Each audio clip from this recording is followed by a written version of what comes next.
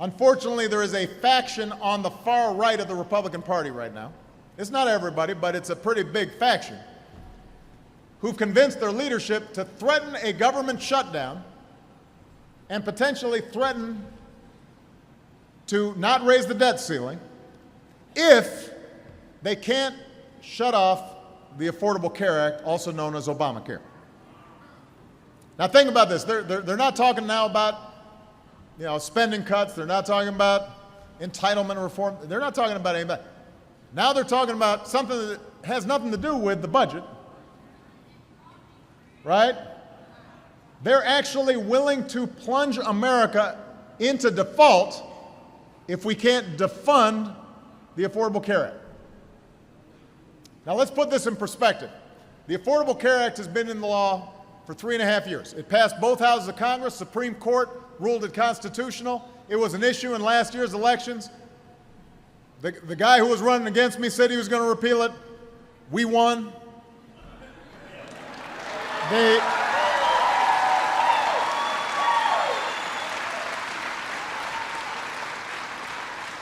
So, the voters were pretty clear on this. And then Republicans in Congress, they've tried to repeal or sabotage this more than 40 times. They've had these repeal votes. Every time they failed. This law that is in place is already providing people benefits. It's not holding back economic growth. It's helping millions of Americans, including some of you or your family members that you may not be aware of. You can keep your kid on your own health insurance plan, somebody's raising their hand right here, until they're 26 because of the Affordable Care Act.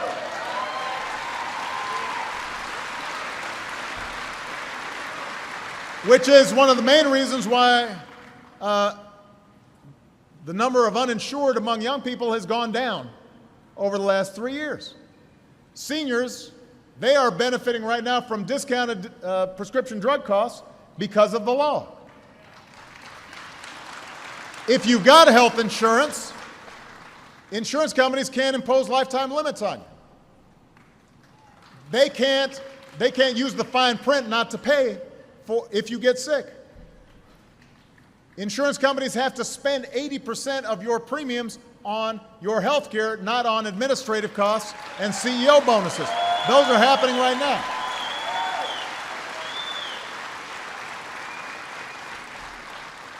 And health care costs have actually increased at the slowest rate in 50 years. So this is helping to reduce health care costs across the economy.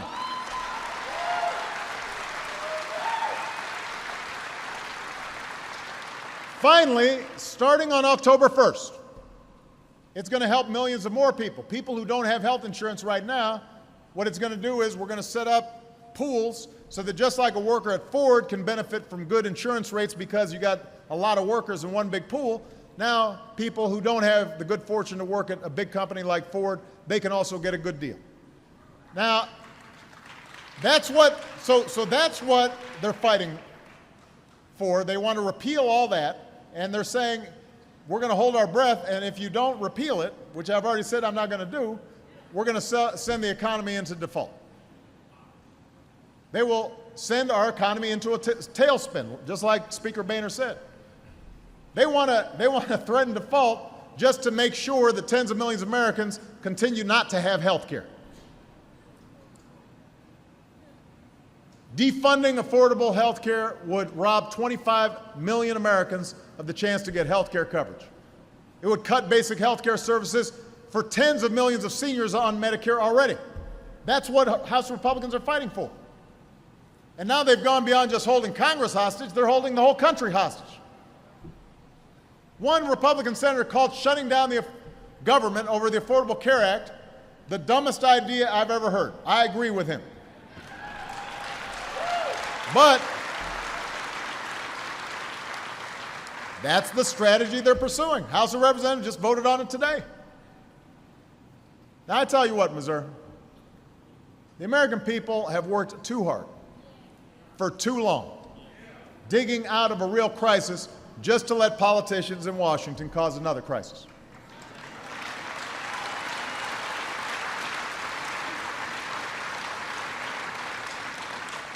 This is the United States of America. We're not some banana republic. This is not a deadbeat nation.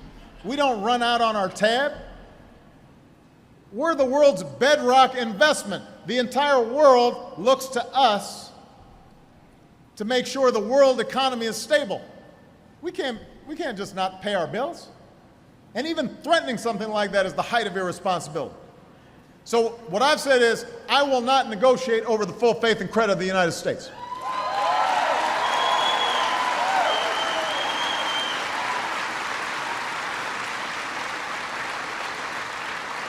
I am not going to allow anyone to harm this country's reputation. I'm not going to allow them to inflict economic pain on millions of our own people just so they can make an ideological point.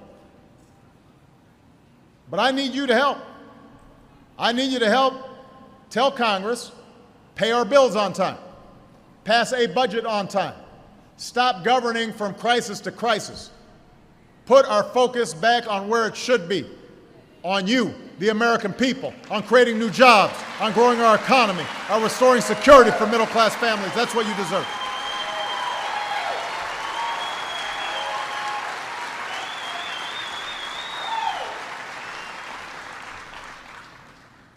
I mean, I don't know. It's like they do this every 6 months. Isn't it? I mean, I don't mind them disagreeing with me. They don't like the Affordable Care Act. They'd rather have people not have health insurance. You know, I'm happy to have that debate with them. But you don't have to threaten to blow the whole thing up just because you don't get your way. Right?